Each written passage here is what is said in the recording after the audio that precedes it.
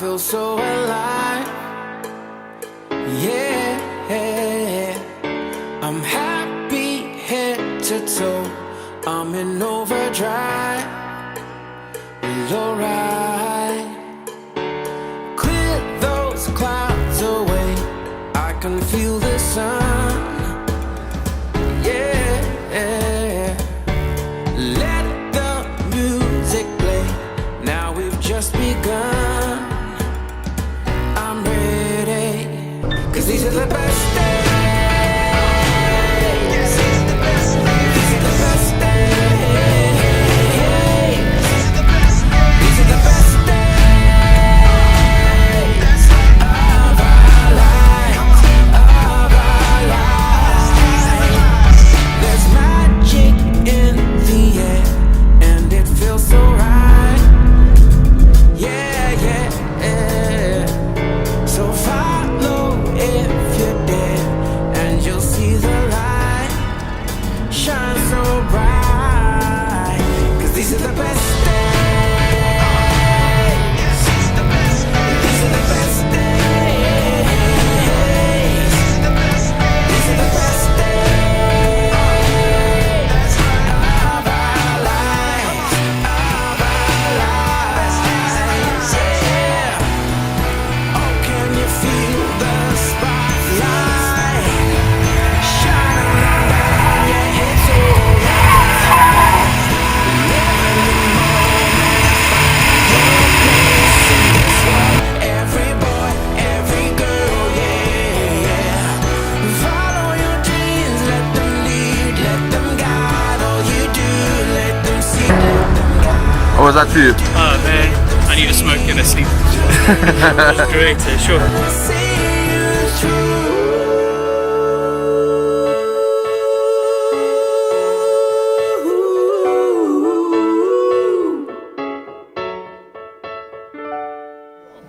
Alright, so ladies and gents, when it comes to driving a motor vehicle, one of the most critical aspects is simply just to sit correctly.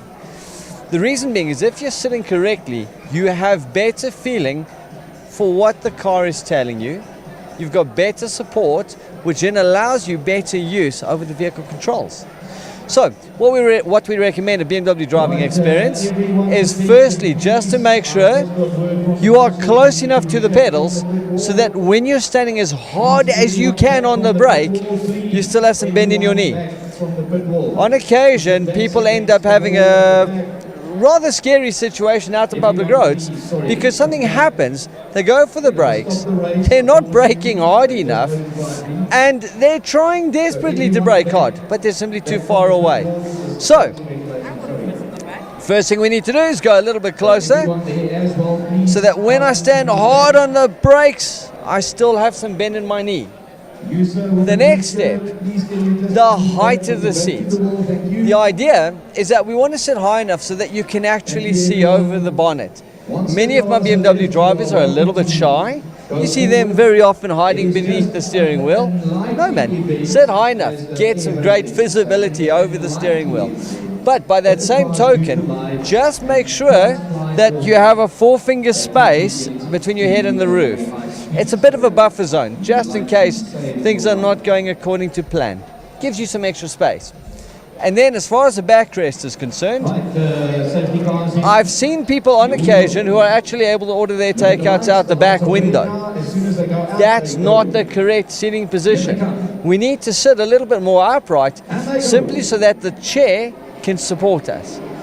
If you're getting the support from the chair, you're not going to end up hanging on too hard to the steering wheel for support. And this in turn will allow you better flexibility with your hands. So this one at the moment, this one is all right for me. I'm sitting nice and upright, I'm paying attention, I've got the support from the seat, close enough to the pedals. Now, as far as the steering wheel is concerned, I just need to make sure that the height, I can see the gauges clearly through the steering wheel, so I can adjust the height of the steering, and then bring it close enough to you so that when you put your hand straight out on top of the steering, it just touches you in this wrist region here.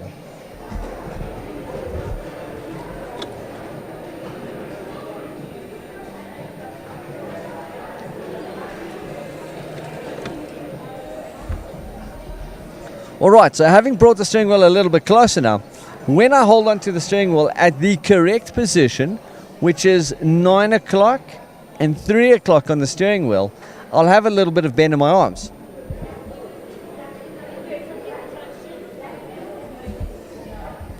The reason for that bend is when I steer, my hands are a little bit more compact. I've got better flexibility and I can move much faster on the steering wheel in the event of an emergency or if there's a skid.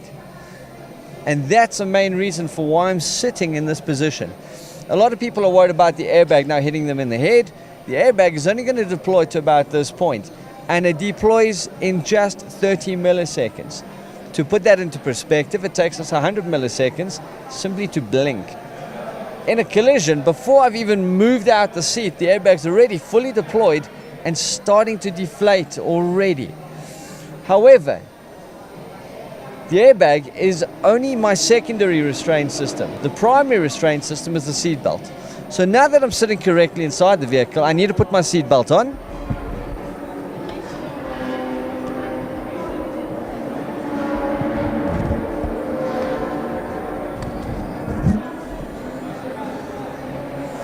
And what I would recommend with the seatbelt is take up the slack. The reason being is in an emergency situation, the less movement you experience, the less injuries you suffer. This one I haven't taken up the slack yet, and look what would happen in a collision.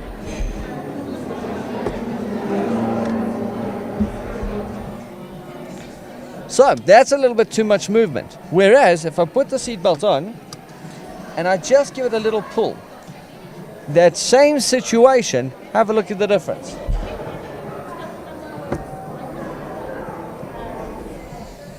So in the same situation, I would experience less movement, which means I experience less injuries. And there's additional systems on the seatbelt so that if I am involved in a collision, it's going to minimize movement in a controlled fashion. And by doing that, it's also slowing me down so that I don't hit the airbag too hard. And this is why we should sit correctly, ladies and gents.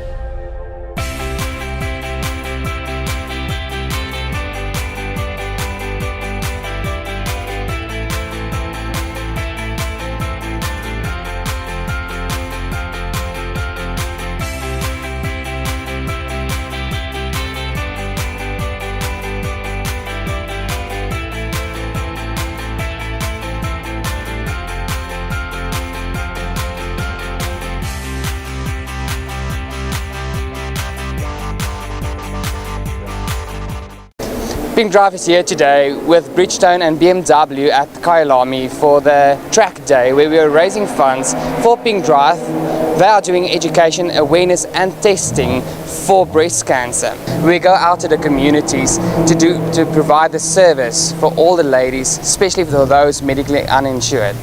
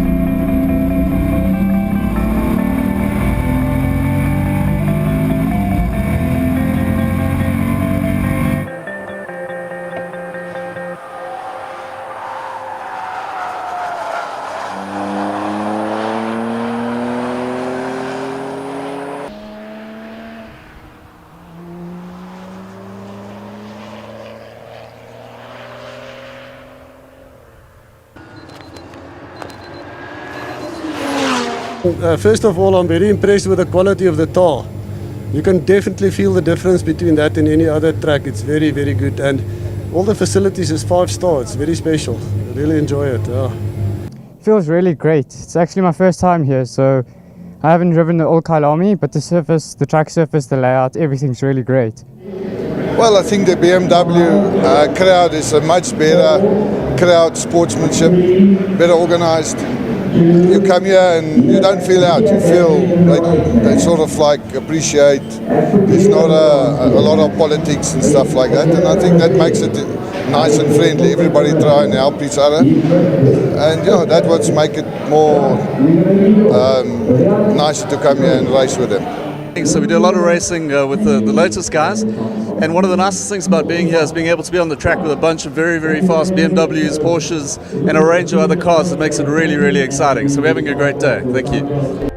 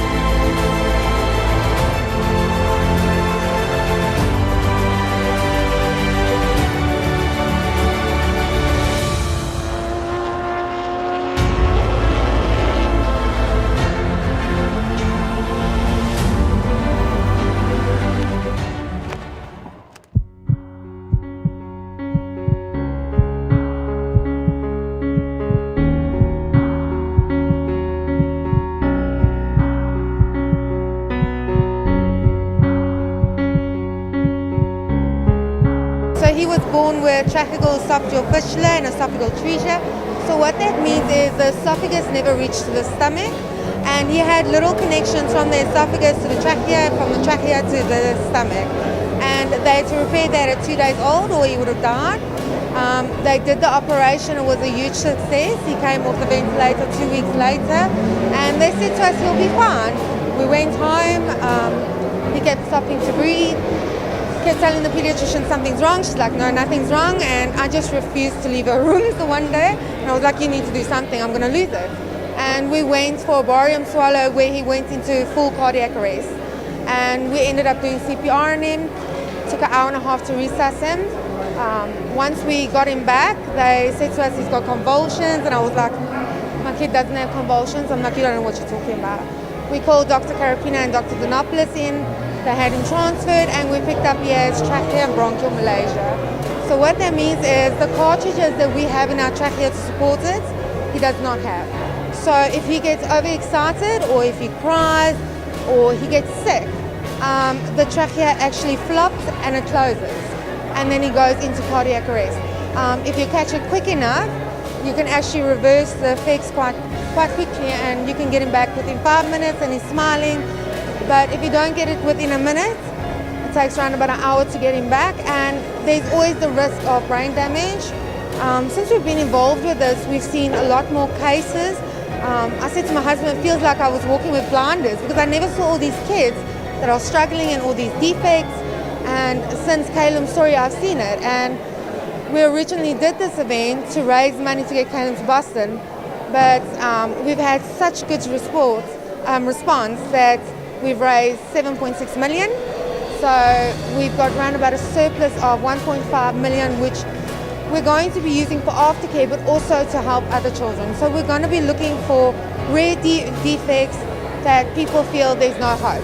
Because everyone said to me, there's no hope for my child, and there is hope. He's going to Boston, he's going to get his operation. It's quite a big operation. We're looking at a minimum of 10 hours. It's 3 different procedures that's going to be done by 7 doctors. But I have full confidence he will be okay. We're going to come back in 3-4 weeks' time, and he's going to live a normal life. And I would like to give hope like everyone else gave me hope. So we've already found another case, which I haven't told anyone about. We bought a MyPap for a child, and we're keeping that child stable until we can find out what operation the child needs, and we're going to help the child then. But we'll be giving further details later on.